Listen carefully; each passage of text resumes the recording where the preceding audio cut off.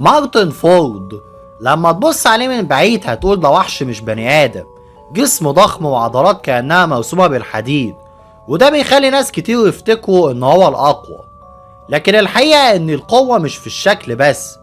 ففورد طول عمره في مجال الفتنس والتمثيل، بيتمرن ويرفع اوزان تقيلة، شكله مرعب، لكن عمره ما دخل بطولة قتالية رسمية ولا اختبر قوته قدام خصم حقيقي.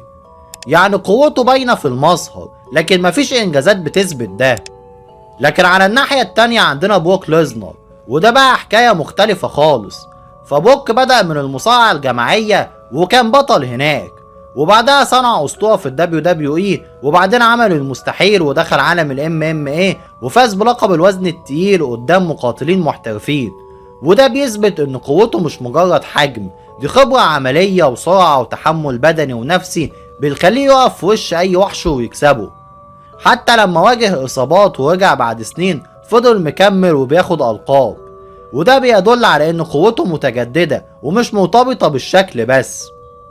والخلاصة ان مارتن فورد ضخم ومرعب، بس قوته للتصوير والشكل. اما بروك ليزنر فهو عنده القوة الحقيقية اللي اتجربت في الحلبات والبطولات، وعنده تاريخ والقاب تثبت ده. والفرق واضح، فبروك ليزنر مش بس الاقوى، ده كمان عنده الهيبة اللي بتخلي اي خصم يعيد حساباته قبل ما يقف قدامه.